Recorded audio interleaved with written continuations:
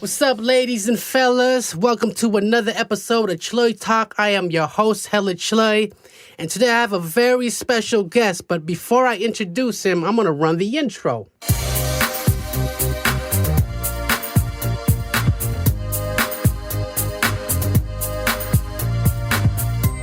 Hey, what's up, my bong? How are you? Ladies and gentlemen, this is one of my best friends in the whole wide world. I consider him my brother. We grew up together. He goes by the name of Narinden Lay. What up, Chluy? What up, Ponna? How you doing? What's up, Thanks. man? How you been? I miss you, man. Appreciate you having me on here, dude. I feel blessed. I really do. Man. You got a lineup coming up. So Man, I feel like, it's only right. I gotta, hit up my day ones, I'm new For starting sure. out to this podcast game, so I was thinking like, who should I hit up? I'm like, why not start with the people that know me real well, that grew up with me, and that I've seen grow and progress in life, and why not promote their business and let them tell them about our childhood, and then fast forward to now and see how everybody moved up in life, and it's cool seeing all my homies succeed, and even though you're my old, I always looked up to you like he doing it because you was always a cool kid. You was always you was very popular. He right, bro. in school you were the cool kid, bong. You hung out with the cool kids. Everybody loved you though. I thought I was just a regular dude, just trying to be cool, and I just like cool shit. Hell yeah, man! You ready to get into it, bong? Yeah, for sure. So, I guess I'll do a little intro. So, my name is Narinden. Let's see. Where do I start? Let's start from the very beginning, right? Start about your, where you're born. Just a little briefly, your upbringing and where you grew up and what city. Rep your city, bong. For sure. So I was born in Wichita, Kansas. What the hell? Freaking all places. I don't know how the hell my mom ended up in Wichita, Kansas, but that's where I was born.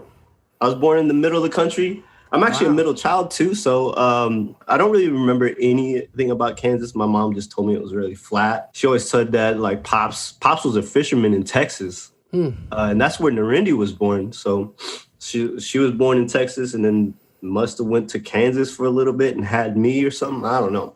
Do you know on what year your whole family immigrated to America? I don't know the exact year. So Da was born in 1980 in Gawadang. Probably shortly after that, they came to, I would want to say 81, 82 is when my parents came here. And, they all just got dropped off in Portland and they're like, yeah, go live in the United States. And they did. They freaking did, dude. Holy shit. Like, look at me, we're here. From nothing, Yeah, from nothing. War-torn country. Yeah. So they came here about 81, 82. Narinden was born in 83. I was born in 84. But childhood, I grew up in Tacoma. So shout out Salishan. What's up? I was in Tacoma. We grew up in Salishan. T-Town. Shout out the mayor of Tacoma, Stylon out there. But yeah, we lived there till I think I was about like 7, 8. And Tacoma, man, that was like I remember seeing. Yeah, let me know. What was your experience like growing up in Tacoma? Because I heard stories about the particular the Shalishan neighborhood. You were from there? Yeah, so I actually lived there. So we lived right in the heart of it. I think it was like 43rd. It was on our street. So it was bad, a lot of first-time things that I saw. I remember like seeing my little brother's chain get snatched by like some 2 older gangsters. Wow. First time seeing a gun, and I was like, oh my gosh, wow, oh, cool, I was like a kid, like, wow, cool gun, but Tacoma was cool. Like, when I remember living there, like, just playing tag and kick the can with all the kids, because all there was Khmer kids, so all we did was hang out. And there was, like, park right next to my house, so it was really cool. Everybody was always outside, just walking around and mobbing, playing around the entire neighborhood, which was really, really cool. No iPhones, no iPad. They actually go out and play. Those were the days, man. Those were the days, dude. South Show was cool. This is like when we lived there, when like the houses were like had like paper walls, so you could like really. So it was like low income housing, right? Like Section 8. Yeah. Yeah, I actually did a little research. So that community was built for like the people that worked on the ships at the port. I think they were all built in like early 1900s or something like that. I think really the reason we moved out at like when I was 7 or 8. I think we had a break-in in our house, and Pops was just sick of it, and we moved to Longview. It definitely got dangerous, and so we moved to Longview-Kelso when I was 8, and we still keep in touch with some of the kids that we hung out with. A lot of gangs popping up, and a lot of my friends started being in gangs. And I didn't really realize that until like middle school, high school. And then we go visit these families, and like, I live in Longview, Washington. There ain't nothing there. And then from Longview, man, that's a whole nother story. That's where we grew up. That's where we... Let's talk about Longview. For people that don't know, Longview is 2 hours south of Seattle, small town, Cowlitz County. Longview-Kelso is like the Twin Cities, like a bridge that separates Longview from Kelso. My family actually lived in Kelso. We moved from Seattle to Kelso at the Walnut Street Apartments, and we were there for quite some time. And then we moved to another part of Kelso on 4th Avenue, right by Wallace Elementary School. That's where I went to school. And I don't think, let's tell a story about when we met, because I kind of remember vividly a house party. I went to your house at in Ocean Beach where your family had. Yeah, that 9th Avenue. Yeah, was it your birthday or somebody's birthday? Dude, it's got to be, it was. Or some kind of housewarming or something, something. Some type of party. Yeah, because I remember just linking up, and I was like, oh, cool, another guy my age, so like, let's. We clicked right away. Yeah, we clicked right away. I think you were doing like Taekwondo or something. Yeah, that was later though. But like, I remember like, cause our parents met. They're probably through like picking berries and stuff. That's like that's that's one of the main reasons like a lot of people move to Kelso, because it's close to like berry farms, like blueberries, like Patsy's farms. Like the agricultural stuff that I like to call the Northwest Khmer refugee hustle, where we pick berries, mushrooms, snake grass, bear grass. We sell it to the buyers, and that's what our parents did. And but our parents were friends, so we became friends, and we do a lot of berry picking trips together as families. You know what I think? Actually, you know what? So we moved to Longview in like '93. I think we met doing Robam. I remember you joining Robam together. Yeah, so I think that's where we met, to be completely honest. And we used to practice at that little the shop right next to Longview Dance troupe. Because I remember when I went to your house, the party, Big Papa was playing. B.I.G. So that whole album was playing. So I'm like, yo, this is dope. And, I still remember that. And I still, it's just partying. I remember our uncles, like Mosai and my brothers, like it was lit. It's like the whole Khmer community at your house. Was there. A solid nine, all them. And I was like, even a lot of beats was there, a lot. For sure. So I'm like, yo. So we became friends, and we both did martial arts and Robam together. So it was like we were like best friends, just right away. We did everything together. Yeah. And then, so we did the bomb. That was really, really fun. That was like the first time actually hanging out and doing like Khmer culture activity, which was really, really cool to me. And also to meet like other Khmer people in the neighborhood, in the city, because there was really only a handful of us at the time. So all of our families would get together every single party someone has. Yeah. It's like, cool. How many families you would say that lived in Longview-Kelso total? Like, we can count them with both hands. Man, maybe we really 10 or could. Less. Yeah, and now there's a ton. So there's a whole bunch that I haven't even met. New generation now? I haven't been in Longview so long. Longview-Kelso, a ton of them came from Cambodia too. So. Oh, wow. So what was like, would you say you're like one of your most favorite things in childhood? Mom being one of them for me, but Taekwondo was my life, my everything. Bro. I loved it so much. I miss it. Dude, Taekwondo, man, I really do miss it. That was like my first love too. And me and you would get together and we just link outside of class and do like practice nunchucks and nunchucks. break freaking choreography boards for no reason. Rocks, tiles. I remember us taking tiles. Broken tiles and breaking them into smaller pieces, like right outside of class. That was cool. That was fun, man. Taekwondo was like everything, we did that for a few years together, right? I know that I did it from like probably age 15 to 18 when I get my black belt, and that's just kind of reached to the point where like I want to try different things, like I felt like I hit the ceiling, but I wasn't even in it that long in Taekwondo because I only got up to blue belt, red stripe. And I think I just stopped right after that. And I was probably like 14, 15 when I stopped, which, man, like, I always think about what if we just kept going? I think about that like, so much, man. Like, what would all the life time, be like you know, if like, we went that route? You know what I mean? Because we were good. Really good. And oh man, we were great, dude. And like they would always separate. Remember we were doing like Host and Soul, Yeah, Host and Soul. It's like a skit, like a choreographed fight scene. That's what it is. Yeah. Yeah. And then we would have come up with it in class. And then, we would just like perform it or do it or act it. We would during show class. off, dude. We would show off. Oh, man. man. We would go off, yo. Oh, I remember Spin we did kicks. some really dope moves, and people were like, "Holy crap!" You know. It was like I remember you see off the movies. Yeah. Yeah, I would like punch you. You would like trip me, and then bring me to like my knee, one knee down, and then you jumped off that knee, coming towards me. You jumped off my knee, and then you kicked in the back of my head, and then I would roll over. Dude, like we did some dope. A lot of Tekken shit. moves. I got that off Harang from Tekken. You know, we turned it into real life moves. It's lit. Yeah, Harang was the illest because he was in Taekwondo and he was doing that red belt. Yeah, and what's crazy, he was our style Taekwondo, ITF. So he did at the Warang form that he did in like the intro. That's actually a real Taekwondo form. So I'm like, yo, this is real as it gets. To me, that was lit. To me, I got hooked on it more than I did with Street Fighter. I know everybody loves Street Fighter, but doing that the Hadouken with the controller that gives you blisters, that's so hard just for one move. I used to get blisters on my knuckle. I'm over there like this. Hadouken. For sure. Yeah, Horong was tight. That was my shit. I didn't really get big into Street Fighter until like I got older. I guess from there, Taekwondo. Oh man, I remember watching you. My very first tournament, I was a white belt. I remember watching you just clean the fucking house. That was cool as shit, you know. And like, and I think we got a picture with our moms together. Oh yeah, if you can find that, send it to me, man. Man, I don't even know where it is, but that was really cool just to see, like, our moms being there. They were very supportive. That was like their pride. They would show off to their friends. You know, my son just won first place. You know, yeah, my son Lake Moy. Yeah, dude, you know when you're doing good, they brag about you, but when other kids are doing better than you, my con kè, thơ ca, mà mau xăm sắp đến hành bắt chạy.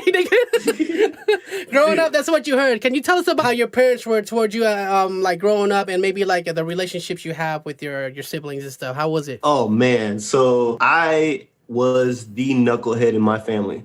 Flat out. I didn't listen for nothing. Man, I would always get yelled at by my moms. Yeah, I remember. I remember that, man. Bro, like, and even sometimes, even like when my mom was like nice or, in a good mood, I think it was just the way she talked.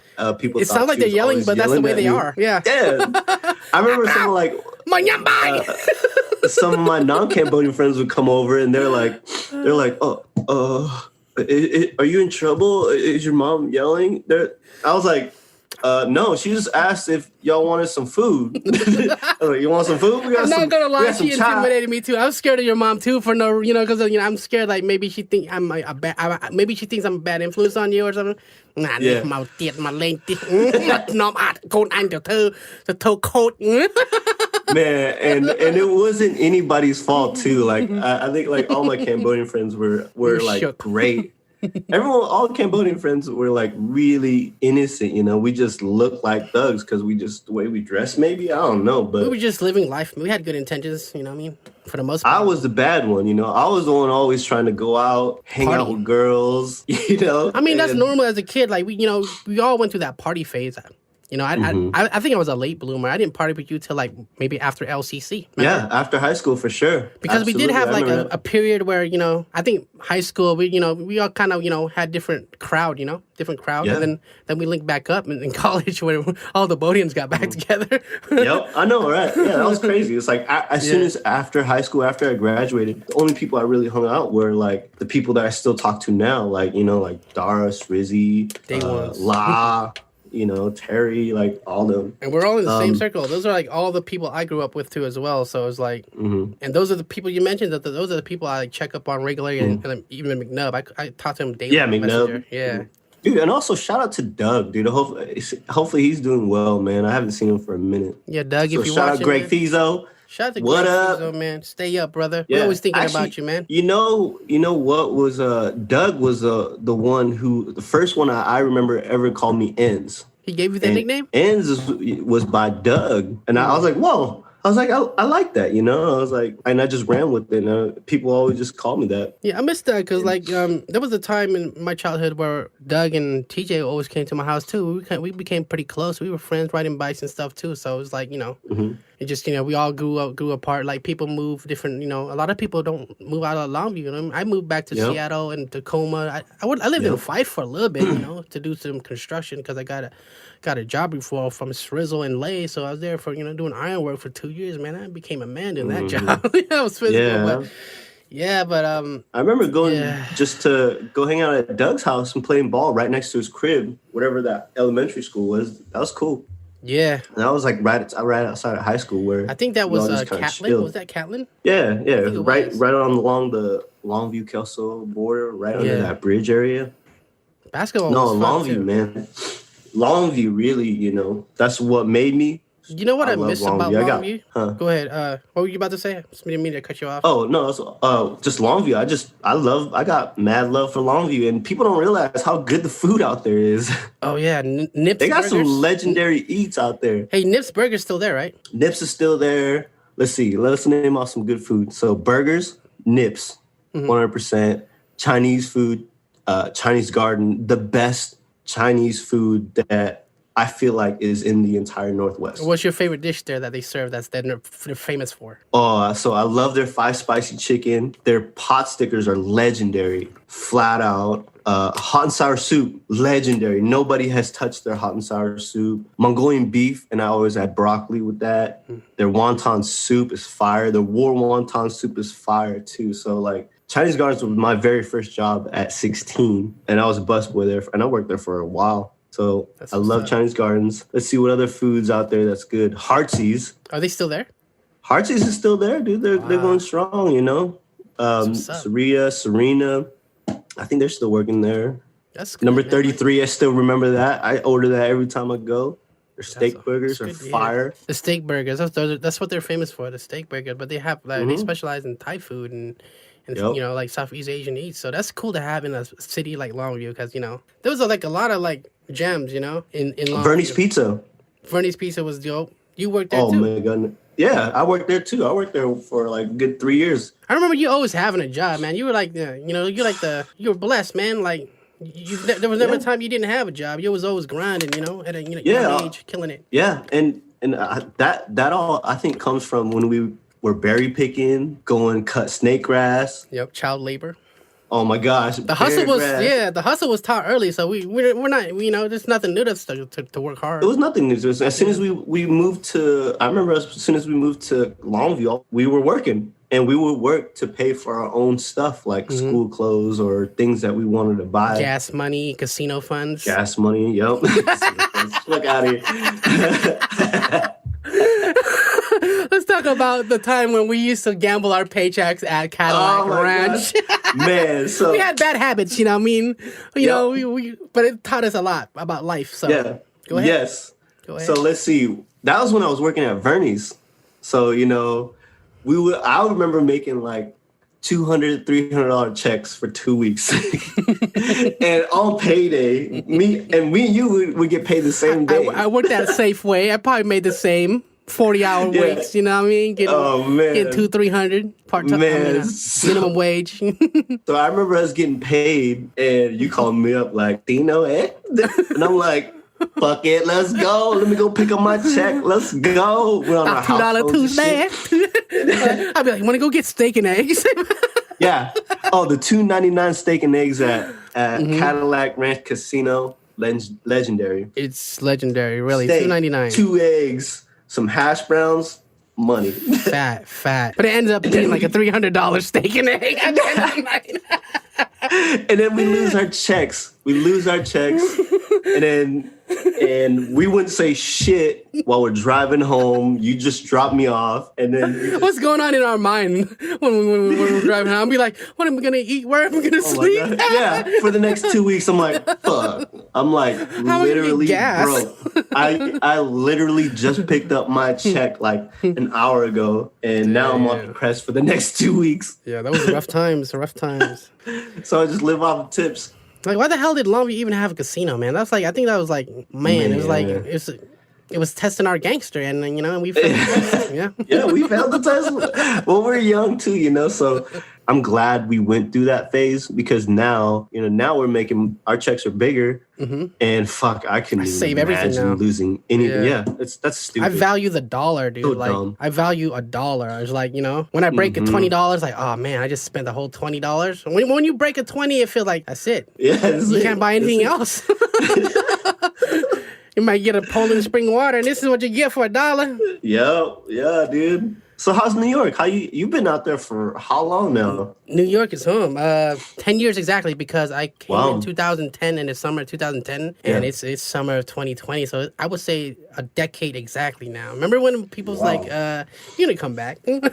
I didn't even know. I didn't know, but also didn't want to be like, I didn't want to fail. I felt I have pride. I don't want people to be right, and I'm like, I was, I just made me go hard, and being in New York is the city of going hard. It's the hustle and bustle is fast paced, and I feel like hustle's real. I feel like I am that type of person, because I love the Pacific Northwest. I love to visit, but I don't know if I can live there. The only way I'll live there is if me and my girl would relocate there. But but if I was single, I in a heartbeat, I'll go back home. I'll go to Seattle and start a career or whatever. But like New York is so home, and so I'm so used to it here. It's the only thing I know now. Like that's what's like up. when you visit me, did you have some sort of East Coast culture shock? It was different, right? Oh man, it's so different, and I love New York, man. Tell me about your experience in New York. The short time that we kicked it. Yeah, I went out there for what was it, like 7-8 days. And man, that was really, really cool. I just slept on your floor, and I'd wake up. That was cool, really cool, because you air mattress or doing whatever, everything that I think you were doing real estate at the time. Yeah. So you're like, yeah, I can do it. Let's go. Let's mob out, and then we just mob around, do our thing. And I was just wide-eyed everywhere, like, wow, wow. And then so. My experience with New York is that people really do have 3, 4, 5 sources of income. It's the norm. Like that, it's like that skit off of In Living Color, that family, that Jamaican family who had like 10 jobs. That's real. Like, I was like, oh, damn. I do know people that do that, it's like it's normal to them too. And that's and I respect that so much. I really do, because really you have to have multiple streams of income, unless you're really killing it in one. Don't put your eggs in all in one basket. Yeah. So my experience with New York, I was really I loved it, because one, the hip hop culture is still very alive. Oh yeah, and I love that. And the hustle game, people is on their hustle everywhere. So everyone that I met, were grinders. Grinders and shakers and movers. So respect out to everyone in New York trying to make it out there. So, even the subway performers are hustling. They're doing flips on the train for some change. That's the hustle. That's what I love about New York City. There's no place like it. You see people doing backflips while the train is moving.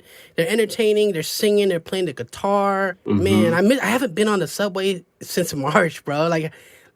So how has this pandemic affected your life in Portland, Oregon? So at first, the pandemic was kind of pretty scary at first. People are like, oh, it's spreading very fast. It's spreading all over the place. I do real estate now. I'm licensed in Oregon. And really what happened was like second week of March. That's when the announcement came on, and they were like, everybody stay home right now. Like, this is bad. The hospitals were getting packed. People were getting sick left and right. So it really changed everything. And then being locked down in the house and trying to do everything from home was tough, because, me in real estate, you got to be out there. You got to show houses. You got to meet people. You got to grind. You constantly have to be out in the field, driving around. So at first I was like, holy shit, what the fuck do I do?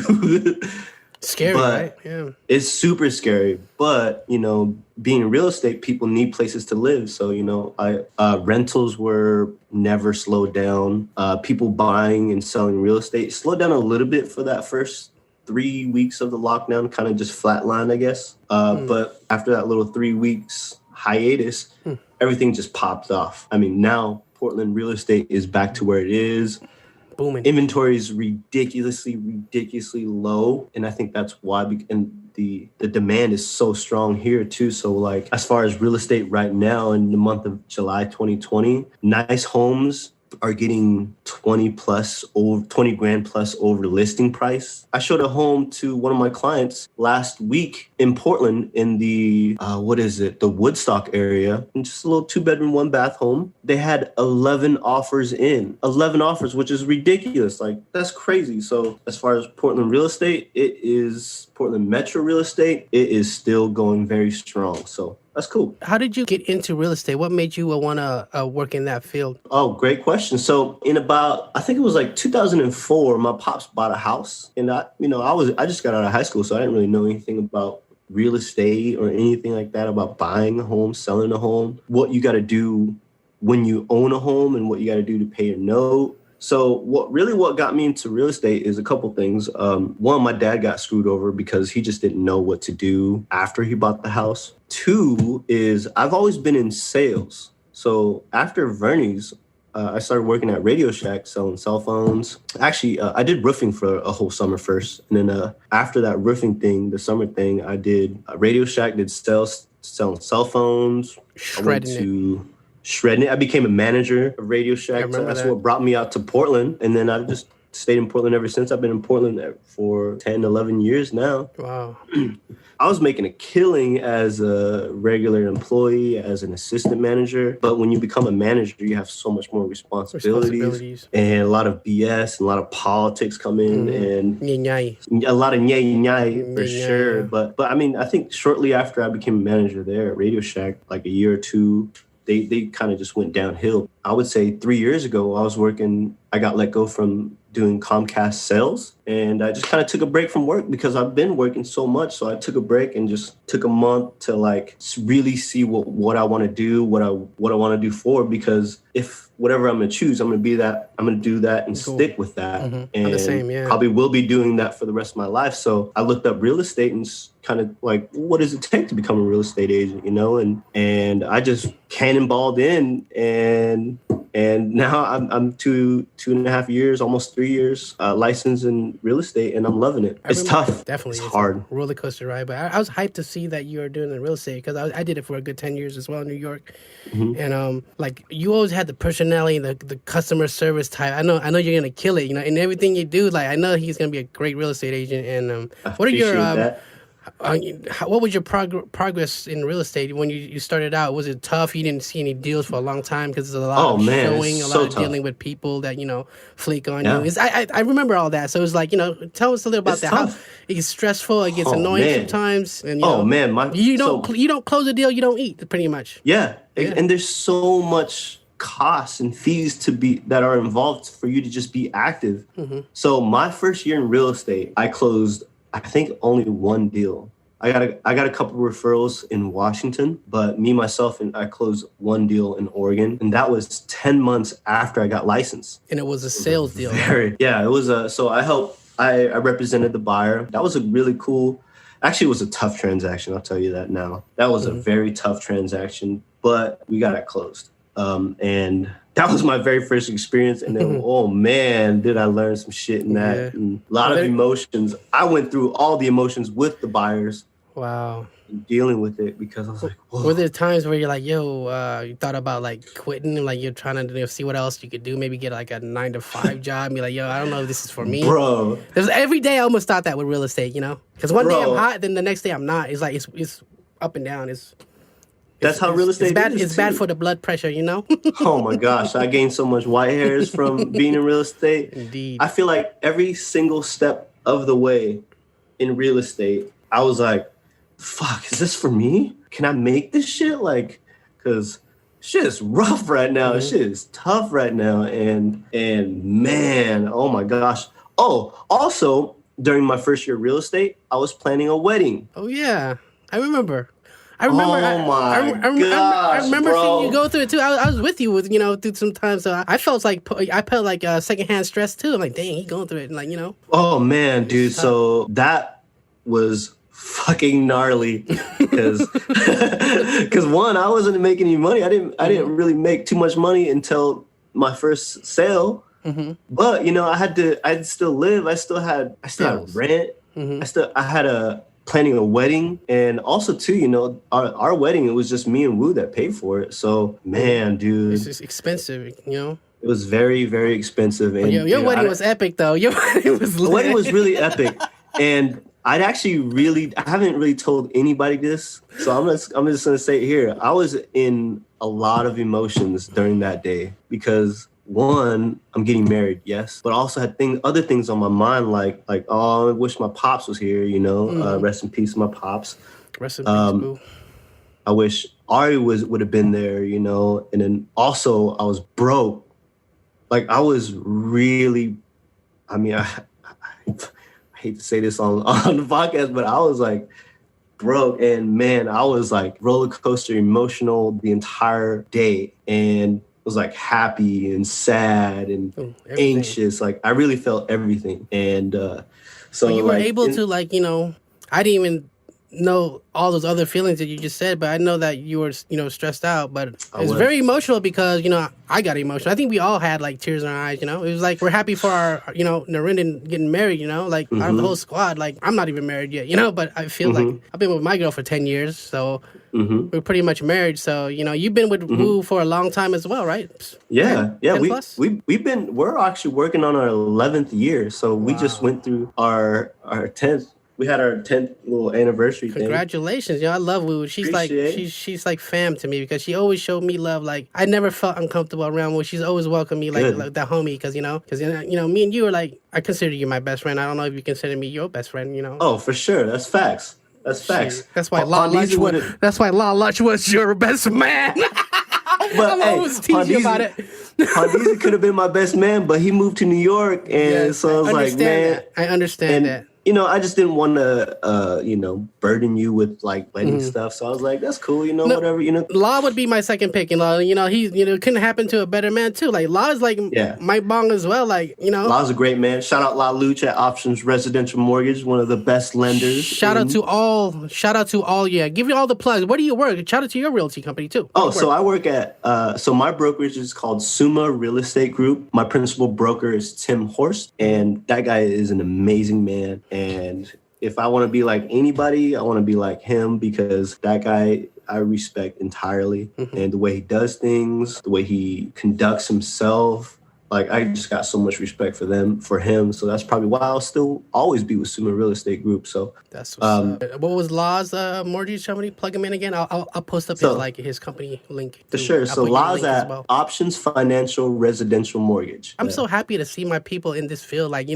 I never thought Law would be doing like mortgage, and and then when I heard about it, he got killed it from the beginning, right? Like he was a good amazing natural killer. He's amazing. And he's proving people with bad credit, he's making miracles happen. Like, that's what you're supposed to do. He really is making miracles happen. That's what a beast agent does, And I've worked with other lenders before where a lot of them will give up, during the transaction while we're pending. My very first transaction, man, the entire contract time was 3 full months. From mutual acceptance to close day and keys exchange was 3 full months, which is in Oregon. Is that considered a long time? Long time. That's really long for a sale. For an entire sale. So a normal transaction is about 30 days to 45 days. Yeah. So my very first transaction, I worked with another guy. Man, it was like 2 months and a week into the transaction. The lender was like, your clients got denied the loan, and I'm like, what? What do you mean? Like, we're 2 months and a week into this transaction. What the fuck do you mean? Like, really? And I didn't have time to be mad, so I just had to work fast. Overcome adversity. Yeah, so I told Law about it, and Law came in, and we closed that transaction within 3 weeks from beginning to end. So Law saved the day? Really, Law came through and saved the day. Like, people don't... Man. He really is the man, dude. And like I said, it's really cool that I get to work with one of my good friends, best friends growing up too, because we work together a lot. I mean, honestly, 85% of all my transactions that I've ever done were with Law. Wow. So that's awesome. It's really cool. Keep it going, Could be like Batman, Robin, like for sure. You know what I mean? Double team and just close deals. That's dope. Yeah. It's really cool because a tough transaction, we'll just get together, get a bottle of something bomb and just sip on it and just relax. Because what you sipping on these days? Like, what's a Portland drink? Because last time I visited, we went to the beach. We had Tito's. Is that a thing over there? You guys be drinking vodka like that? Okay. So people love Tito's. I'm not too big on vodka. Same here. But if it's there, I'll drink it. If it's there, I'll drink it. Whatever. So what I like to drink, I love Jameson. Whiskey. Jameson's my drink. And I get red. I get really red when I drink. So Jameson, I don't get too red, which is pretty weird. Tequila. I've been on tequila lately. Tequila makes me like it makes me like chukabala to give me a headache. But really, if that's what it, you might have to step up the tequila a little bit. But I don't know. But it's like there's so many different tequilas. What do you recommend in tequila that you drink? So I like Don Julio Añejo. That's just fire. Okay, cool. It's about $60 for a fifth out here. So it comes in a little square bottle or whatever. And it's delicious. It tastes like water. It really does. And I feel great the next day. So remember last Don time? Julio Añejo. What you know about the Hibiki though? Ooh. Brothers put me on. Shout out to brothers. Shout out to brothers, man. That was my first time too. Some fine liquor, some fine whiskey, Japanese aged whiskey called Hibiki by Suntory. Yeah. It's so good. And I'm not like a whiskey guy like that, but it was smooth. You know what I mean? Yeah. So that's one of those drinks and shots that you can just take it and you're like, ooh, that was nice. So yeah, shout out Brothers Cannabis for putting us on. That was great. Definitely good peoples. I'm definitely want to try to connect with Anders or somebody from Brothers for a podcast interview too, because I feel like they have a dope story. You know what I mean? Oh, they have, yeah. And I think I met them through you and La. Like they brought me there. Yep. They're like, yo, there's a Khmer dispensary that's been here for 10 years. They're the first ever. I'm like, oh, they're the oldest dispensary in Oregon, and it's run by Khmer brothers. Brothers, and that's a dope ass story. You know what I mean? Like, how come y'all didn't tell me earlier, man? Honestly, I didn't really know, dude. I met Anders and both through Law. So Law knows everybody. Law's like the mayor of freaking Beaverton, dude. He is the mayor of Portland Metro, bro. Portland Metro. Ever since high school too, Law brought us out to freaking the Queasy. The Quest? We did. Oh, we didn't have to wait in the line at the club. The Quest is a 16-year-old and up club where it was dance music. It was like, the techno days back in Portland, yeah. Yeah, those were the times too, man. Asian spiky hair. Yeah. Oh, man. La had that hedgehog hair like Doug had. Oh, man. Those were the times, man. We had a lot of good memories together growing up. I remember us packing... What was it, like 9 deep in your freaking Colt Vista? Dodge Colt, 1989 Dodge Colt Vista minivan. We fit, it had like 3 rows and it was small, but we fit the whole squad. We fit the squad up in there from Longview, man. And we would drive there. We're like 16, 15, 16 years old. Just got our license. We all told our parents there's a freaking all-nighter at Skate World or some shit. Yeah. And then we would drive to Portland and hang out there all freaking night long at 16 years old, which freaking blows. We were living our best life before it wasn't even a thing, dude. I loved it. We really were. Yeah, it was fun. Yep, for sure. I mean, the Portland nightlife then was cracking. Like, as we grew older, either we grew out of the club scene or you just got whacked. Like, the dying out of hip-hop music, it just became super-duper EDM. I mean, I don't have a problem with EDM. It's just, like, it's hard to dance to sometimes. Like, I kind of like Mariah, at least mix it with some top 40s, but I feel like there was a decline in Portland nightlife. Did you feel the same? Oh, yeah. Or is it really? Oh, absolutely. Or was I not going to the right clubs? No, I mean, I had fun at Dirty that one night. Dirty, that one year where we did TGIF. Oh, yeah. Yeah, that was a good year. Portland nightlife is struggling. And a lot of clubs and places are tough, are having a hard time keeping open. And obviously now it makes it even harder, too. And is there any permanent shutdowns because of this pandemic? There was a ton of permanent shutdowns, like a lot of big, like, commercial corporations, like Poc shut down. He had, like, I remember a couple that. other restaurants. Poc. Man, a ton of bars and clubs shut down. Let's see, Division was probably the biggest one lately. Like I saw Lillard there pop up one time. That was really cool. Damian But Lillard, Dame Dollar, one of my favorite rapper that's in the NBA. No one raps better than Dame Dollar. He's a good rapper. Yeah, he's great, and he doesn't cuss. And he spit bars. Like how do you sound so hard and not cuss? It's dope to me, you know. He's and like intelligent, you know. I love his hustle too. Like he wakes up really early. I think around 5, hits his workouts until about 12, 1 o'clock. Takes a nap, and then he goes to the studio. Are you an early bird? Me? Yeah. Me, so I actually used to not be, but now I'm definitely more of an early bird. You get up in the morning, drink coffee, and handle your shit. Yep. Yeah, that's me. I've always been like that. Like I feel like if you sleep past like 9 a.m., your whole day's wasted. That's my mentality, you know? Early bird gets the worm for real. Early bird gets the twaco. Lately, I've been having, it's been tough to sleep, so it's like so much stuff going on in my mind of like what I got to do and deals what and I got stuff to, like that. Yeah. Is your mind, is real estate your life? You sleep, breathe, sweat real estate? Is that your passion right now, would you say? So, I wouldn't say it's my passion. I love real estate because I love the knowledge that I gain from it because I feel like the knowledge alone is priceless to me. And also I bought my first house last January congratulations, 2019. man. So congrats. That's a major accomplishment. This deserves a motorcycle. Hey, meet me at the house. It's going down. For sure. Not a lot of people could say they're homeowners. Most of the people rent their whole lives, you know, and I salute you for being you're 30 now, right? You're in your 30s and you bought a home. I just turned 36. Just turned 36. Bro. I'm your bong by one chnam. I'm 37, you know? 37. And yo, that's a major, that's like a life dream is to own a house. So salute to you, man. Much props to you. That makes me want to do better with my life so we could one day purchase. But in New York, man, we're talking $3 million homes, $1 million homes.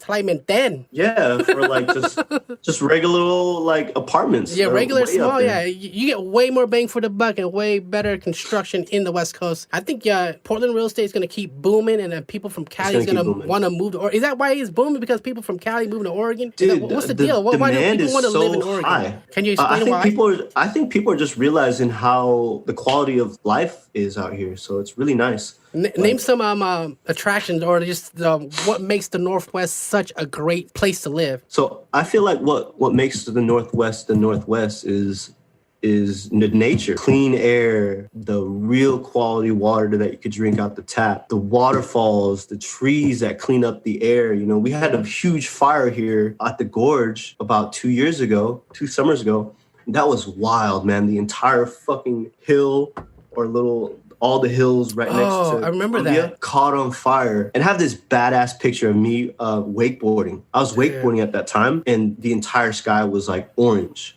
And it's a really badass picture, and I was just on the wakeboard and mobbing on it. So, and I remember that time we would drive on the boat, and I'm like just seeing all the smoke on the hills. It was fucking insane, dude.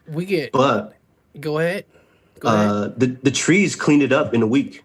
All that smoke from those gnarly fires really cleaned up Portland in 3 days. You saw a huge difference in like the darkness in the sky. So and then everything became all clear. Yeah, so shout out to the trees in Northwest keeping us exactly, man. Does your city even have trees, man? If your city don't have trees, don't put down the Northwest until you go see it for yourself. It's a dope place to visit. You know what I mean? It's starting to become a tourist attraction. Like, you know, there's dope hikes, there's dope mountaintops. What's it called? What's it called? That one, that waterfall, Multnomah Falls. Multnomah Falls. Too many to list. Man. Too many to list. It's too many. The hikes out here. There's so many hikes. The mountains with the snow top, the skiing. Come on, we have everything. And the weather. Everything. The weather is freaking nice in summer. You know. Yeah, and I live in Beaverton, and I got Nike headquarters.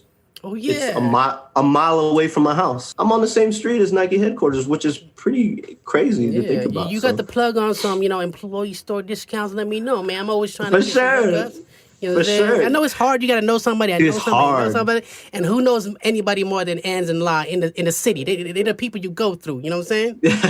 So if you guys need some hookups on some new J's or something, hit up my boy. Get out of here. Nah, I'm not gonna fill up your DMs about shoes, but we can't guarantee that. But he might know something that knows something about it. It's a good experience just to be in Nike headquarters too. It's really cool. That's really cool. And cool. I didn't even realize that it's open to the public. It's like a whole campus. Cool. So if you guys in Oregon, stop by the Nike headquarters. I want to talk about you. So Oh yeah, ask me some questions. Hit me. So you've always been in the music game. I remember us coming over to your place and recording music in your bathroom. What made you want to become a rapper? Because that's what you want to do first, right? Okay, yeah, I think this is going to be the first time I'm speaking about it on my podcast about how I actually started making music. When Bone Thugs and Harmony came out with Thuggish Ruggish Bone, that's how it all started. So I heard that beat, I'm like, it's the Thuggish Ruggish Bone. I'm like, what the heck is this? They rapping all that fast. bass line is filthy. You know what I mean? It's like... And then Busy Bone came on, he was all like, gotta keep it on up to the clap, clap, pop, pop, Yeah, the whole song, they're creeping up under the zip line. So Sam, jamming next, you know what I mean? I'm like, yo, what is this? I've never heard anything like this. I want to rap like them. So what I did was I went out and got the cassette single. Which remember back in the days, the 90s, they had the B-side, which is all instrumental. So I took the instrumental. My mom had a karaoke machine that could record cassettes. So what I did was, I was like ahead of my time. I'm like, yo, it's like the broke man studio, you know? I got me the blank cassette tapes. I put the instrumental on the A side, the record side, I put the blank tape, and then I just record and then start writing my own raps and just try to rap fast, try to emulate Bone. And then I was addicted, man. I just kept on rapping enough. I was like so whack at rapping. I was like the most offbeat rapper in the world for a good like 8 years, you know? Like I've been doing it for so long, but I practiced over the years and started developing my style and learn how to rap on beat, learn how to count bars, and then it was until I met me and Lynn really linked up, because Lynn was the first. Lynn, for people who don't know, Lynn is AP Musica. He's Law's older brother, and he was the guy that had he was working hard for his music too. He bought the Roland digital workstation, so we went digital, and we, our quality leveled up, and we made CDs together. We started rapping. Oh man, Too Tough. Lynn. We was making Lynn's songs. a god. He's making beats. Lynn was like the mastermind. He was like the crazy bone of the group. He was singing, he was rapping. I'm actually gonna have a Lynn on a Chluy talk soon too. So we're gonna break it down even more and more in depth. So bro. I'm glad you brought this up. It's gonna all link together because I'm putting the people close to me on too. At the same time, I'm interviewing but anybody. You don't have to be Khmer for this podcast. I want to be a platform for people to share their story. They could be up and comers. They could be like people with no followers, but they have something to say or something to bring up. It could be topics. It could be stuff about injustice. I want to have a conversation with everybody, get people's views from different all walks of life. So, but as I was saying, like that's how it started. The music, me and AP started recording, and we started a rap group. To me, AP was like my mentor in music. He would show me the ropes on how to mix, the techniques, all the plugins, his sound, like the scientific side. Like, I learned a lot from him. So crispy. His production, his Top songs notch. were Top notch. so crispy. Yeah, and man. It's still like crazy. And even from like, that was like 20 years ago. Yeah, dude. It was like 20 years ago, bro. You're making me sound old, but it's been 20 freaking years that we've been making music together. Yo, that's... Hey, I remember like being a junior in high school, seeing the Too Tough CD coming out and passing around. I'm like, oh shit, that's my dude. We felt like we was shit. We felt like we got CDs now. What? That's what's up. Yeah, that was in high school. Oh, also, people don't know that Pawnit. Well, what'd you do? You rap while you're trying to campaign to become like the president of your 8th grade? Associated Student ASB president. I took the Crossroads instrumental. The Crossroads, I made a rap to like for the students to vote me in, but nobody voted me in because they had a nerd that was more qualified. That's cool. Shout out to Jacques or Jacques or whatever.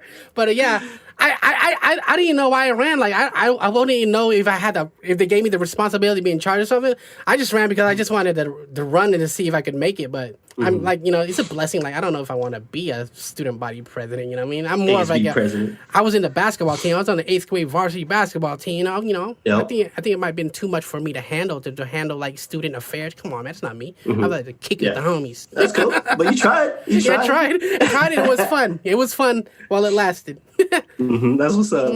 That's what's up. Let's see. So that's my story on music. Anything else you want to know about music? So that's the rest was history after that. So I think we just kept making music, and at the time the internet came out. The internet back in 90, 95, 96 or something, we had America Online, and there's this new website called AsianRaps.com, and that was a forum for us like to it was like Facebook before Facebook. So we went all the rappers and all the no matter what skill level you are. MC Jin was there, like the Far East movement was there. Mountain Brothers was there. I was a noob. I didn't know how to rap. I went there to get tips. People will tell you how to rap. They'll tell you how to record, how to use Cool Edit Pro, how to make beats. That's cool. So it was like a forum to learn and a place you could chat with your idols. It's That's very cool. interactive, so it's way ahead of its time. And shout out to Asian Raps. We had a good run. Like the site died when the internet crossed over to Facebook and MySpace. MySpace came out. Zuckerberg Then took the Facebook, format and just Zuckerberg- made half a Zuckerberg ran. billion. Yeah, he's a trillionaire now, right? Mm-hmm. Yeah, Yep, so that's yep. the whole music story in a nutshell, man. I'm sorry I'm talking fast. That's the bone in me.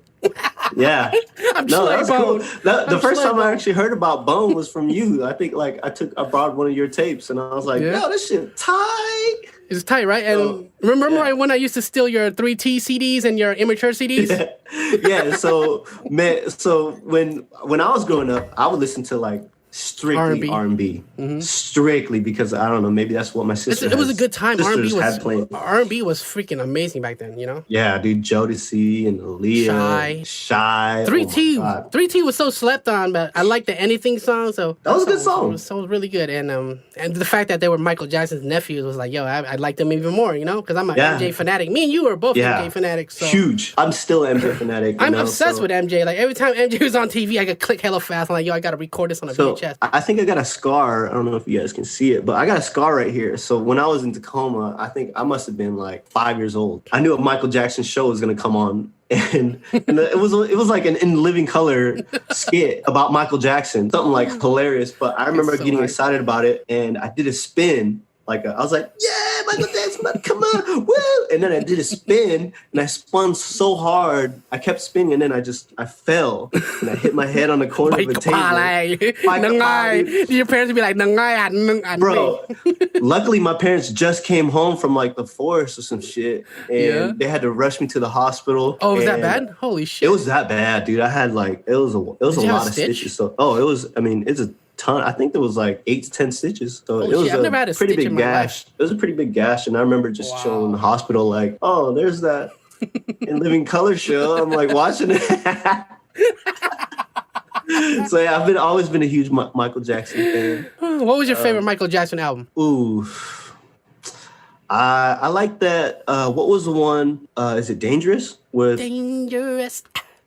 Or was it the one? Remember the Time? Well, Remember the Time was like a single. I think it was on Dangerous album. Do you was it? remember? Okay, I love yeah, that so I song. would say that. Dangerous album was filthy, dude. It was filthy. That's my favorite. I would say if anyone asked me, Dangerous had a lot of bangers. That was good. Yeah. Bangers. So let's talk about more about the Northwest. I wanted to bring up marijuana culture and the legality of it. Like, back in the day, people used to frown on marijuana usage. I used to be anti-marijuana, and then I didn't really get experimental marijuana. I'd probably tell you, it was probably one of the first people I smoked with after college. I was kind of a straight edge student, right? I didn't smoke weed till after I dropped out of LCC, and then we smoked weed, and then we started getting hooked. Back then, it wasn't legal back then, but it was like, I think we had to go through that process to appreciate life and to gain knowledge. And now that I think about it, weed is really not like the meth. It's not like a drug. It's like more of a medicinal, if you use it the right way. But it does give you the munchies. That's how I got fat. I started eating everything. So when I got hungry, I couldn't control it. So I just when I smoked weed. So right now, currently, I haven't smoked weed probably since last year. So I feel like I don't need anything. If it's there, I'll smoke it for sleep or whatever, or back pain. But right now is like, I feel like I don't need drugs or alcohol to have fun. I've always been like that. I've never addicted to anything. Marijuana, we were taught that it was bad in school. Maybe we got to open our mind and like educate ourselves to see how it could benefit us health wise. So tell us about some dope weed memories that we had together.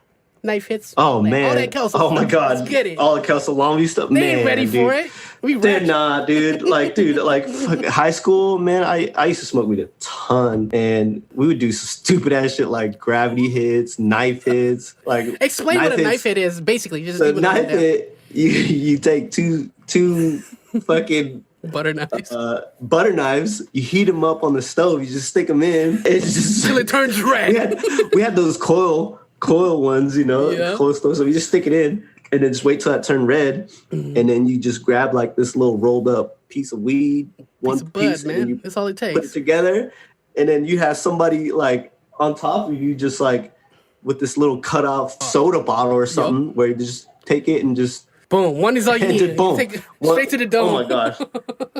I can't believe like we did that shit normally in high school. Normally. Like, oh my god. I think you had a higher tolerance than me because I remember at, I think, Kniff's house in Ocean Beach, I took one of those and went straight to sleep. Like, I woke up like, where am I? Yeah, dude. I had to call my dad. Like, it was snowing. Like, yo, Dad, come pick me up in Ocean Beach at Burger King. I'm like, I wonder, like, how did I get here?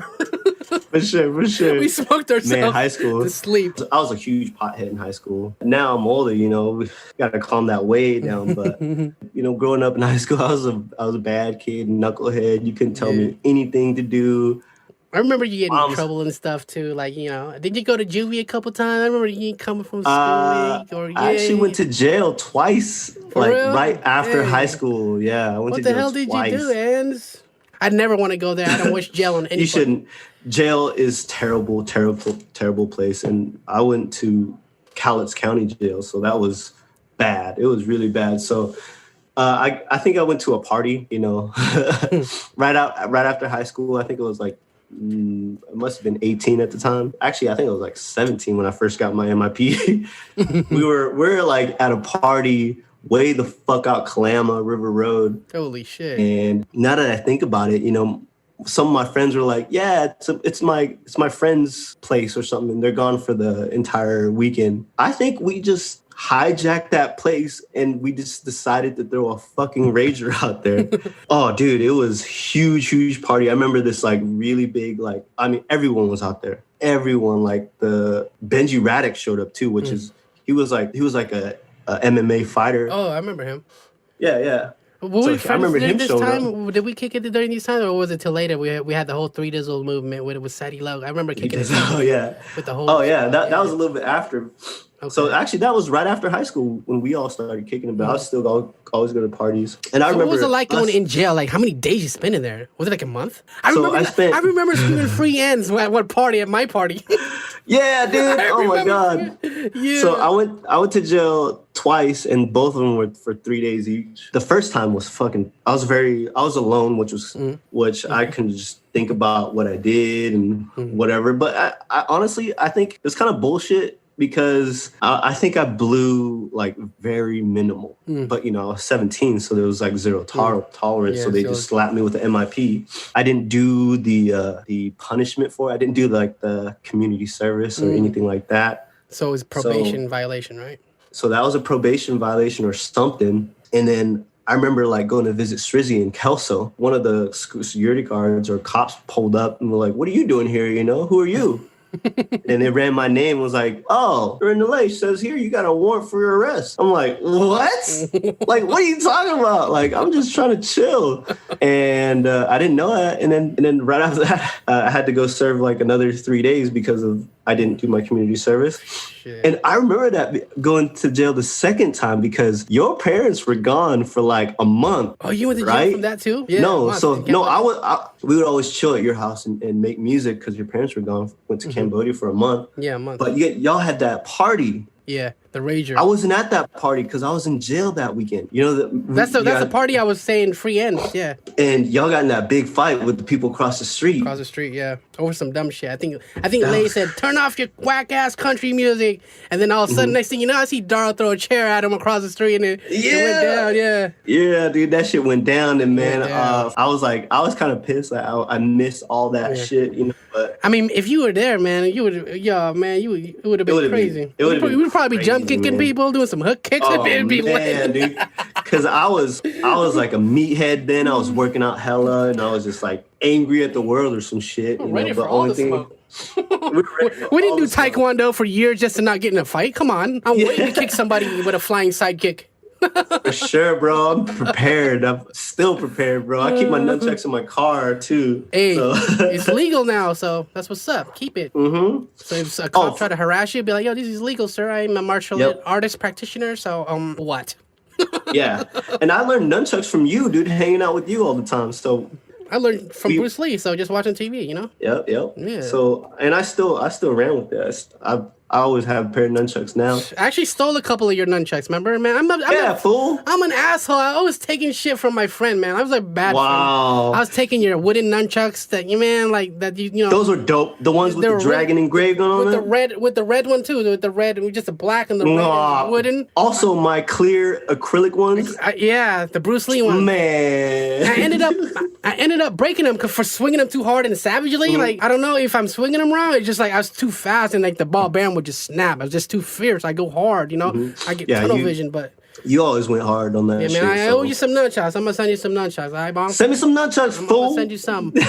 I owe you, like 3. You know what I have that I took from you when we were kids? What? I think I took it from you from like high school.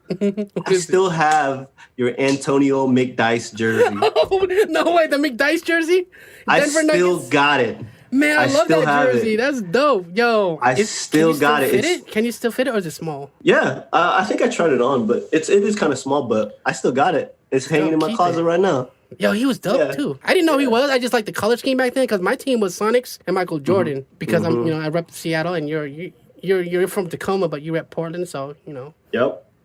Because you lived in the Southwest Washington longer than you lived in Tacoma, so I get it. You know, I'm like Seattle for life. I don't care if I lived in Kelso most of my life, but my family's still in Seattle, so that's my team. But I love the crosstown rivalry, right? The Blazers and the Sonics was the funnest thing to watch. That was cool. Yeah, that was really cool. Hopefully the Sonics or Seattle gets an NBA team back again so we can have some type of rivalry. We need that. So, but jail, you didn't even tell me what jail was like. My bad to go off topic. I'm all over the place. Yeah. All good. Me too. So jail was bad, dude. Like I remember the first time I went, I was by myself. I would just do push-ups. I didn't really talk to people much. And I was like, I think I was just 18 because they served me that MIP.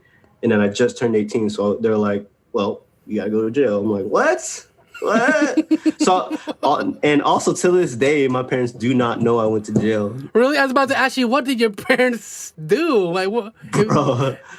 Mine would. I told them I was going camping for the weekend, both times.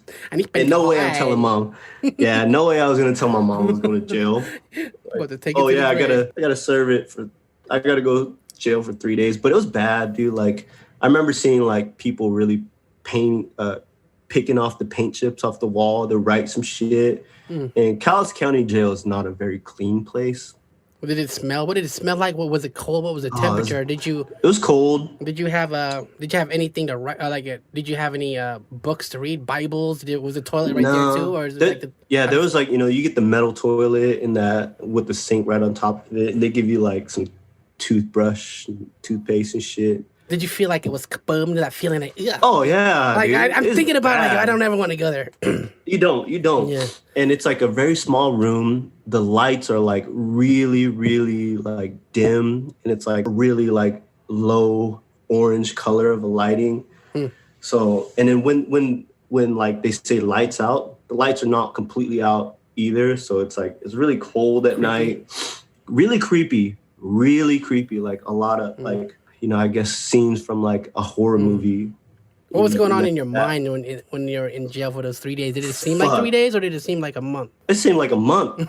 For real. It really did because like you're in there. Oh man, like it was bad. Second time I went to jail, there was like a bunk, this floor bed right next to it because it was like jail was probably packed. But the second time I was with like 2 meth heads.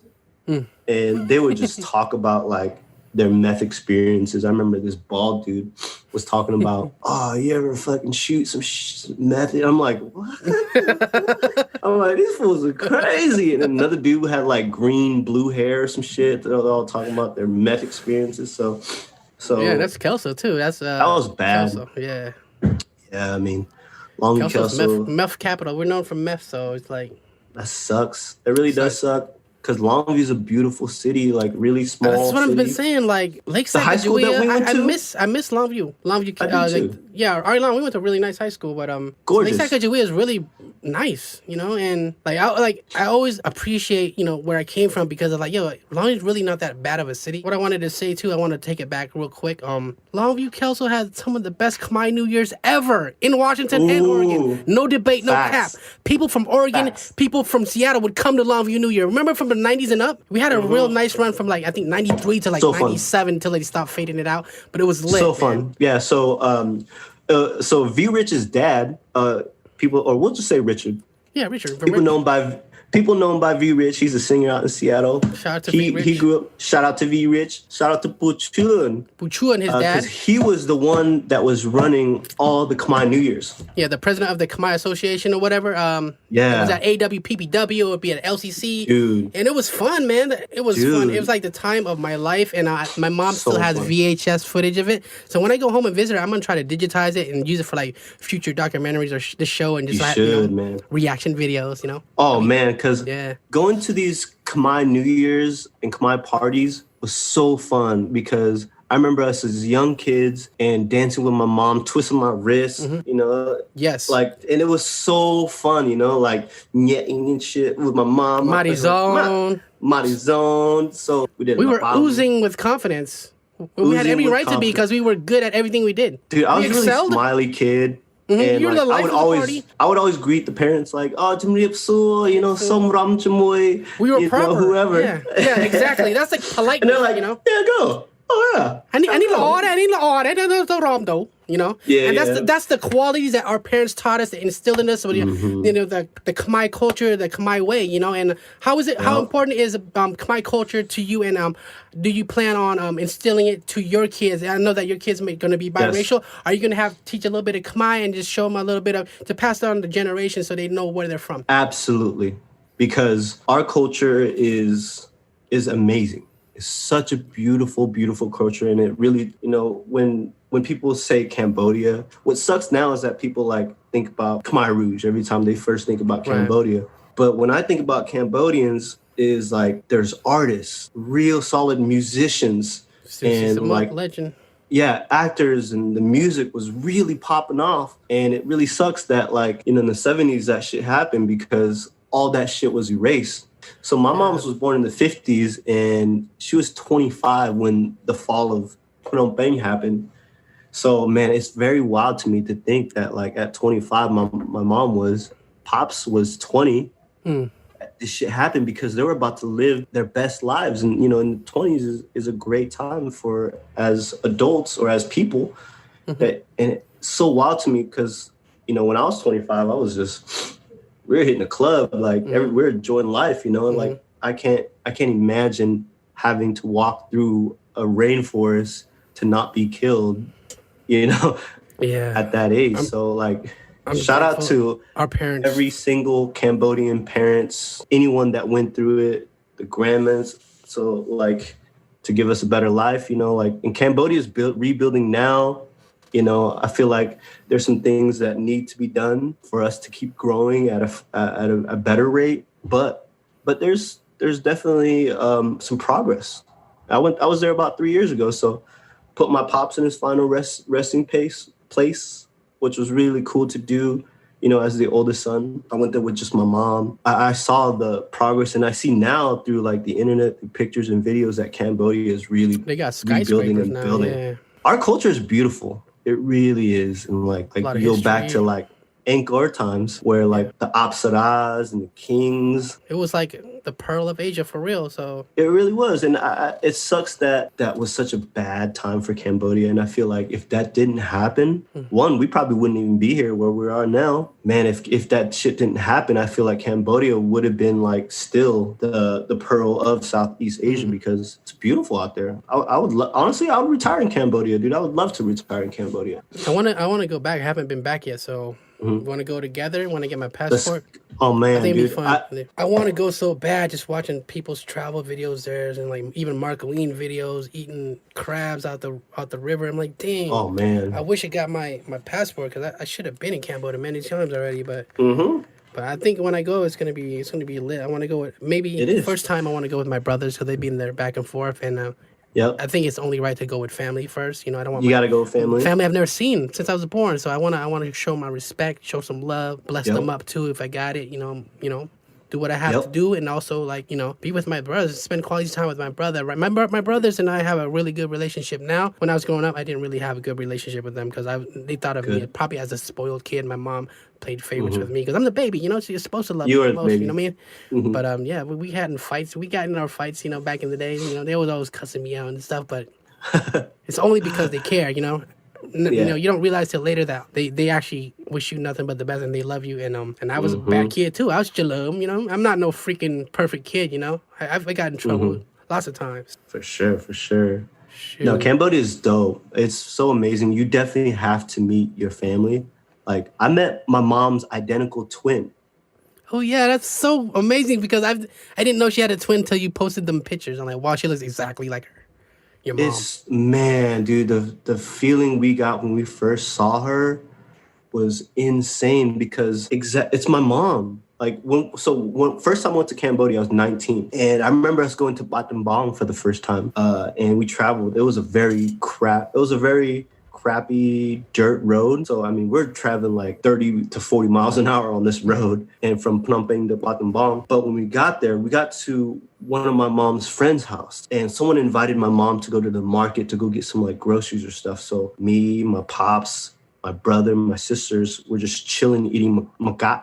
That fruit, that sour fruit with bom mate. I was like, this is fucking delicious. Fire. I was like, wow. So good. And I was like sweating because it was hot. But then all of a sudden, comes up, walks down this. And I remember because I'm chilling, eating the makat. And I'm like, and this weird, like really weird feeling like went through my entire body. And me, my brother, my sister started crying. Mm-mm. Yeah, because it was, I was like, it's first oh my time God, that's my mom. Her, right? Yeah, and it's my mom, but it's not. So like, it sucks not growing up without my auntie and around, but because she stayed in Battambang, she's the backbone of her family. So shout out to and Battambang. Shout out to all your the family, too. all the cousins in Phnom Penh. So Chluy, Parang, love them guys, man. Dude, what you're doing, you don't realize how dope and the impact you have on Khmer America and Cambodian in Cambodia. With this podcast or just in general? In general, flat out. Even some of the non-Cambos, they know who you are. They know how to speak certain like phrases. Oh, yeah, I do get comments like, yo, my boyfriend learned Khmer off your songs. That's dope. It's a good feeling. Yeah. And I feel like, no disrespect to anyone else that's doing it, but I feel like Chluy, everybody knows Chluy. Every single Cambodian American knows Chluy, which is really cool. No, dude, I respect. No, I really respect because you put in a lot of work and you put in a shit ton of content and you put out content every single day, bro. I mean, you see me from the beginning, like from all the when my rap days, when people used to clown me when I was a whack rapper, you see me go through everything. So I took that hatred and just fueled my fire to get better at rapping. It's like, you see me through my adversity. So like, I think you're probably the only one that see me through everything from the tears, the happiness, the success, the struggles, it's like from high school. I wanted not just for me. I didn't want to be famous. I didn't want to do this. I didn't want to be popping like that. I wanted to prove to myself that I'm not whack. And, and also I want to make my homies proud. I want to rep for my people from my city called Kelso. I had I have a chip on my shoulder, and I still do. I still have that underdog mentality. I feel like I'm not where I want to be yet. I feel like this is only the beginning, and it's like I have so much more. I feel like this is my next step in life. This might be my new niche because, like, me, I don't like talking in public. Talking in front of the camera is nerve-wracking for me, and this is probably my most comfortable podcast so far because I'm talking to my best friend, my brother, and we're talking about some dope memories. This is raw, and I just wanted to put you on and plug your real estate because I'm like, if anyone's looking to move to Oregon, Narinden Lay and Lala is the people you gotta holler at. Call me. Nobody else because they'll get you in. They'll get it in. They'll get you in the same way they get it in. Feel me? For sure, dude. For sure. It's not easy buying a house or selling a house. So people just got to know how to do it and just a couple tips and hints. that I know that will help them out. If I can help them out anything at all, that's great. Can they DM you? So, Can they bug you? Can they, Yeah, they can call me, they can text me, they can email, anything, let's meet up. Really, let's meet up. Do you give real estate advice if they want some tips on if they want to join the real estate world? Do you give advice, or they got to pay that fee for consultation? No, I'm just kidding. No fee. You don't have to pay me. But like, if you want to learn about some real estate, I feel like just learning about real estate is, like I said, is priceless. Because what's the top 2 things that you can do to build wealth? Real estate, start a business. Real estate is like one of the best license to have, Yeah, it's great. And even at our age, now our age, people are starting to buy homes and sell homes more. So it's really cool to be a part of this. People will always need a place to live. They will always need a place to live. People are always moving every month, 1st and the 15th. Someone's lease is ending. During a pandemic. Yeah, yep. During a pandemic, real estate was like one of the only industries that was that was still growing. Still thriving. It slowed down. I guess, like I said, it flatlined a little bit on the beginning of March. But now it's right here, back to where it was. It's skyrocketing, which that's not really healthy, but that's a whole nother topic too. Okay. So as far as your real estate, where do you see yourself in the next 5 years? Do you see you're still working at Sumo, or do you want to have your own brokerage, or what's the goal with that, or do you want to try other things as well? Maybe have different streams of revenue. Maybe start a business called Ends Cologne, Ends Clothing Line. You never know. I would love that. I would really love that, man, dude. I mean, there's a couple dreams that I have that just checking things off as I go. I would love to have. As far as real estate goes, more than likely, I will probably stay at Sumo Real Estate Group because of how they treat me and how the support that I have from everyone out there. Shout out Sumo Real Estate Group. Miguel, Eduardo, Heather, my TC, Eric, Sam. Sam was not, he's part of Elite now, but he's different brokerage, but still him. My mentor, Tony, Courtney. So a lot of really cool people that I met in the real estate world. So a lot of support from them, which makes me keep them or stay with them. I do want to become a principal broker, which I can apply for that within 6 months or so. Right. And that way I can help people with their, I'll be helping people, other newly licensed brokers. Maybe I can be a mentor or something because I like teaching, I feel like if you can learn from my mistakes and not make your own mistakes, you'll be solid. Solid. Definitely want to stay with Sumo Real Estate Group. I would love to have like a clothing line, man. If I can sell like suits or like button ups and jackets and slacks. I would love that. And that's your style, Blazers. I feel like I can make that happen. And I can make that happen. If I get in touch with somebody out in Cambodia that can, where I can get some fabrics. And I even see I go shopping at Zara to get some suits and stuff, and I see like made in Cambodia. Yeah, so that'd be really cool to own and run my own clothing line, business. Something that you can call your own. That's like self-made tastes better, Yeah. Yep. I definitely want to have my clothing line too. Like I have like my merch on my my Hella Chluy side, but it's like I don't really promote it. It's just my only design is the High Jump to Gang tee, and that's kind of like my classic tee from my first video. So it's like I don't really promote it. If people want it, they can go and get it. But it's like it's kind of like a logo play off the Run DMC with the red. So it's like But it's just a line, so I don't think there's any copyright infringement. It's just a red line under my own font. It's not the exact same font, so we Gucci on that aspect. Yeah. But yeah, man, I feel like we touch on everything, well, a lot of things, but our whole life is a movie, man. Like I definitely, if I ever shoot like a biopic or documentary, I want you involved. I want your views on things. I want your input. I want you to talk. So I remember one time when we first started hanging out, I stayed a night at your crib, and we were sleeping in like the living room, right? We were kids. Yeah. And I remember come out, what do you call it? The sleep paralysis, aka Khmer Dance. Yeah. I had that episode, yeah. That was the very first time I've ever experienced something like that because... Oh, it was you having it? I must have... No, I was like 12, 13. But you experienced I stayed at your house. You felt it, right? Yeah, because I was like right next to you. Yeah. And all of a sudden, your whole body went stiff. And from what I remember, your eyes went white, bro. I swear. Yeah. I couldn't move. Yeah. That's part of it. That's exactly what I wanted to speak about in a follow-up, because it's like, that was my childhood. I used to get that every single day for my whole teen life. I'm like, what the heck is this? What's going on in my life? I would be scared to go to sleep, but that's a whole nother story. And it's a whole, I think you see me through some crazy times too. And I appreciate that you still my homie and you've seen it. You see me through all the good, the bad, and you're still my day one, and you don't ever judge me, and you still vouch for me. You still Support, baby. You always tell people good things about me. That's why I fuck with you heavy, and I know that we're gonna be friends for life, forever, to the death, man. I got your back. If you ever need anything, let me know. I got you. For sure. Yo, man, I appreciate you sharing your story, and if there's anything you want to do, give shout out. If anything you want to mention, right now is the time. Let's get it. Okay, so I guess we could end it off one more topic. I want to talk. Yeah, let's do it, man. There's no time limit, man. So this is, I think, is really important, is relationships, and also our significant others.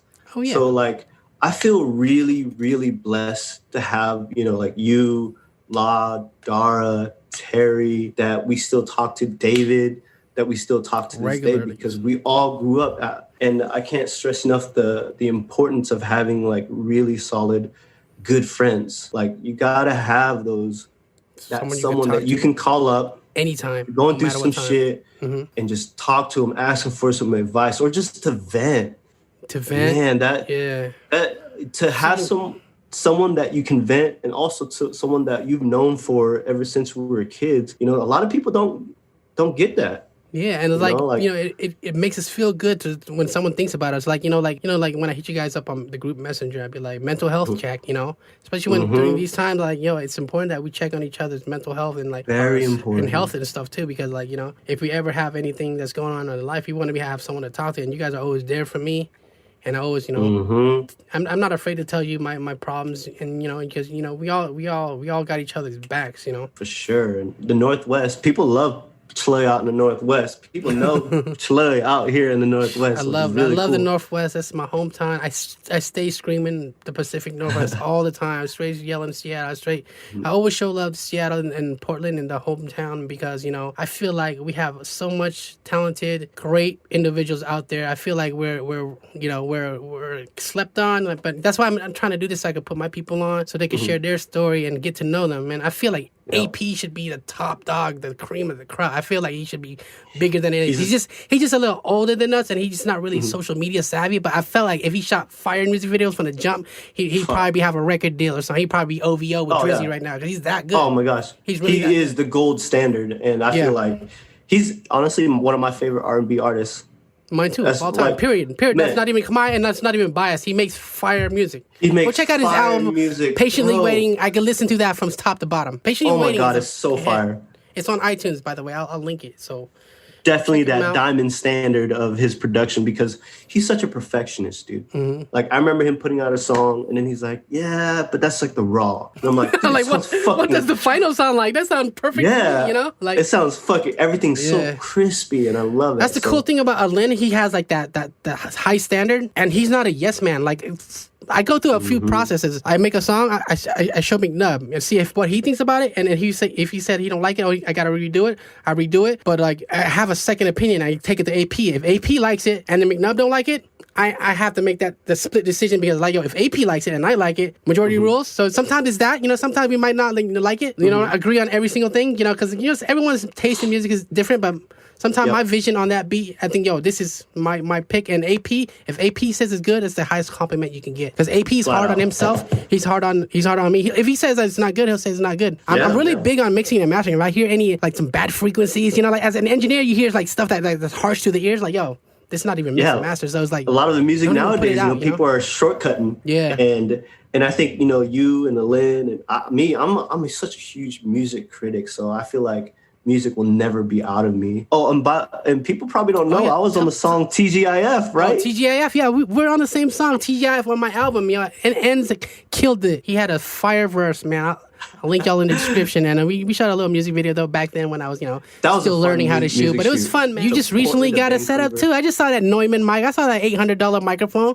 My dude back, he about to get back on his grind. So expect that Ends album coming soon. What, 2021? Yeah, mic chilling right here. What's that's up? That Neumann. That's that German engineering. I used to have that mic, but I was going through adversity. I had to sell it. Living in New York, is a roller coaster. Now I have like I got a way cheaper mic, but it's still good. It's an AKG C3000B, but like I kind of regret selling the Neumann because it's like the gold standard in mics. But I had to do what I had to do at the time. Yep. I was going through struggles. Yep, for sure. Rent has to be paid. It's that New York hustle. We gotta still. At the end of the day, rent, you gotta have a roof over your head. You know what I mean?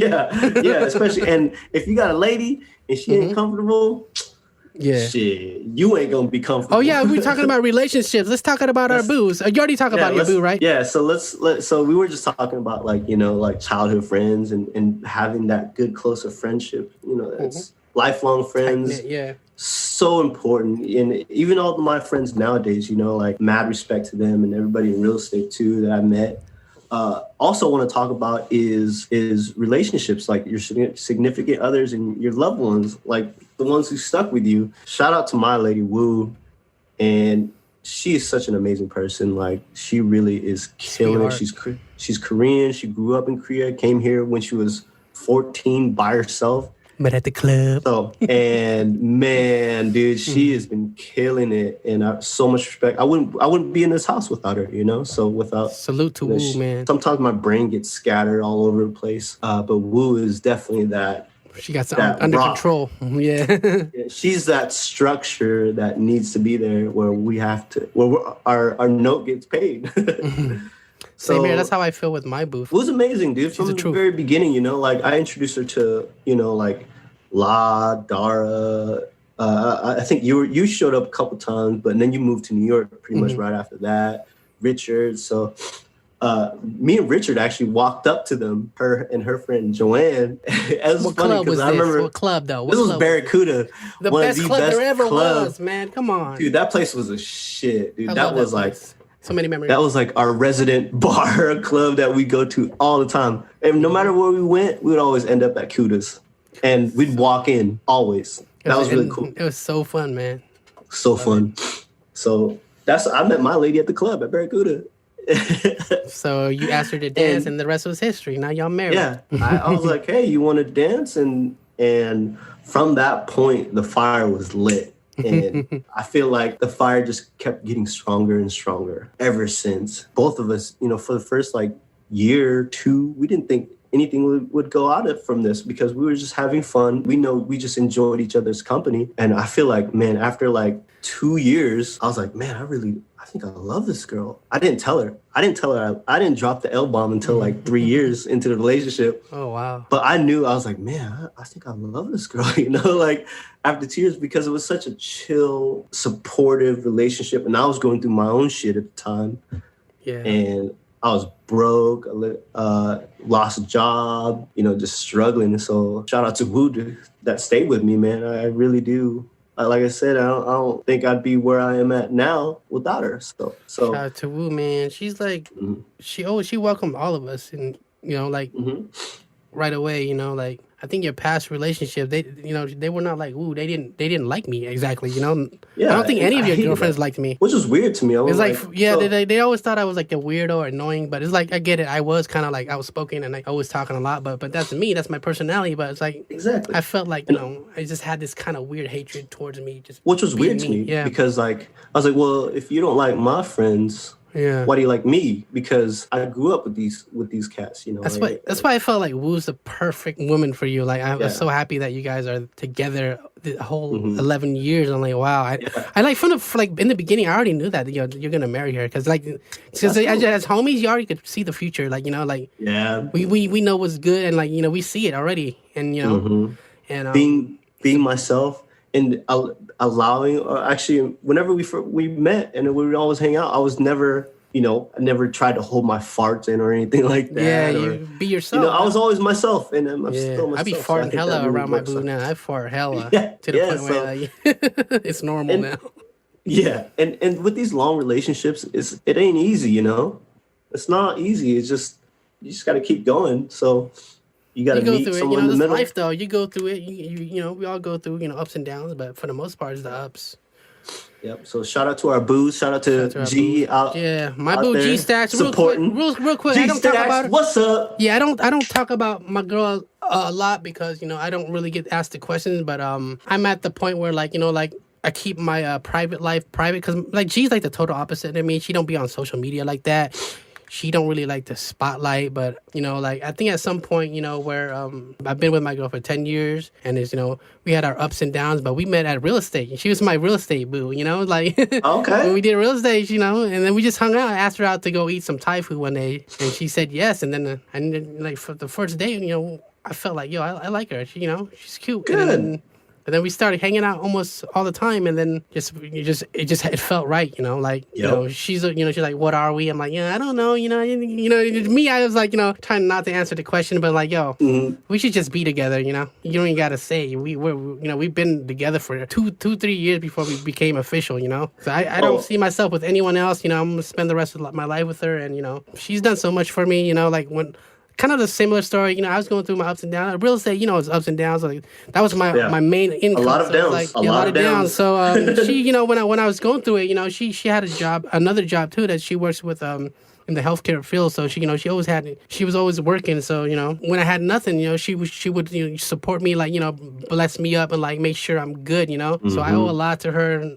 Not just financially, but I owe her a lot of life advice too. She's very wise for someone that's younger than me. She's very smart. She's very intelligent. Sometimes I'm hard headed. I think I don't want to listen. I don't want no one telling me what to do. Yeah. I think I know it all, but it's she keeps me balanced. And I'm blessed to have someone like her. Hope to have some Puerto Rican babies or some Cambo Rican babies, and just have a little Chluy running around. Do you and Wu plan to have a little ends? Oh man, I would love. What would you name it? Mzu or Wu ends, or is there a name y'all thinking yet? Because I know you guys. No, not at all. Oh man, I would love a little one with Wu. But name right now we just name upon it. Name him after your day one. Right now, we just focus on trying to build and really, really build. And this house here, this is the first stop. We ain't stopping here. In 5 years, I want to own another home. We're looking at trying to buy a home next year, another place. Let's get it. So my goal is just keep on. That's why I got into real estate. I feel like I just need to get properties, and I'm just trying to get as much as possible. There's no plans to make a baby, or just if it happens, it happens. I right now there's no plans. So you're not trying or nothing we're not trying right now, right? So, and really, that's she knows I want a baby, but respect to her and respect. She's probably thinking. So whenever she wants to, whenever she wants to, I'm ready. She knows that. So, and then when you're ready, you're gonna start shooting blanks. You waited too long, Wu. I know, right? I know it. Then I'm gonna blame it on her. So yeah, shout out to our boos. Shout out to our boos. If you have a significant other, make sure you treat her right. Treat her like a queen that she is, man. That's all I want to say about booship. Yeah. And about booship, be a friend first. You gotta be friends. Don't rush first. Don't ever rush and then drop titles like, oh, that's my boo for sure, for life. That's my girlfriend, immediately. That's wifey. yeah. You can't call someone a wife immediately. You gotta really be a friend first. And I feel like that's, me and Wu, our fire was blazing when we first met. First night we hung up, it was just fires. Scorching. The whole entire house was on fire. I feel like, and then we're just chilling, and ever since it's been on. So, and it's might have even gotten stronger. So, it's really cool. I'm happy to hear that. And I know that you guys will be great parents, and when you guys have one, do you guys plan on having a little dog? Because you guys always hollering at my Shiba Inu.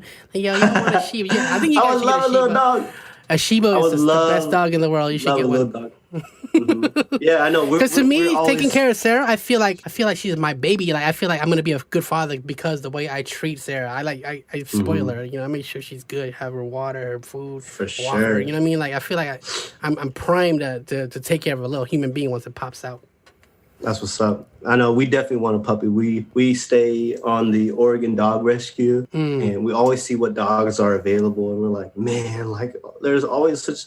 I swear, there's no bad looking dog. Yeah, all dogs are freaking I cute love as hell. I love dogs. I'm allergic to cats. If you get cats, I can't visit you because I'm allergic. I will die for real. Like Really, you're that allergic to? it'll cats? trigger my asthma that I haven't had asthma in so long because my doctor said it would go away and come back later in my life, but I don't even take my medicine for it. Like I feel so healthy right now. I lost lots of weight. You did gain some weight.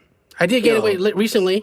Oh no, but you're talking about early Chluy. Oh, you're talking about early Chluy? Yeah. you Like gained some weight. You're right. I was like back in like 2016. I was like I was like 220 pounds. I'm like 180 now, but I could do better. I'm fluctuating, but my lowest I had was the last time I visited y'all in Cannon Beach. I was like 175, but Okay. I know I could get better. I haven't really started going ham yet.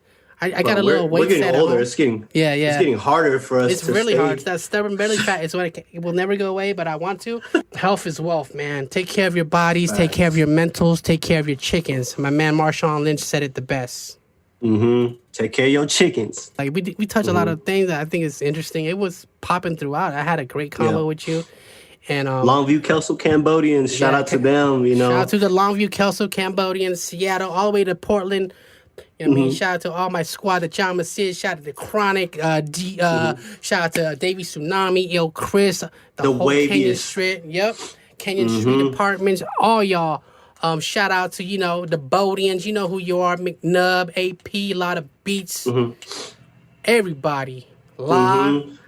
Yep, dude, great. I feel like we can talk forever, and I'm definitely gonna have you back for a follow up. But let's do it. Let's record a drop. Can you do a drop for me and be like, yo, this is Narinden Lay, and you're tuning into Chluy Talk. Yeah, we'll do it right now. Yeah, right now. Yo, this is Narinden Lay. You're turning one more time. Yeah. Yo, this is Narinden Lay. This is Chluy Talk, and this is Hella Chluy. Thank you for tuning in. See you on the next episode.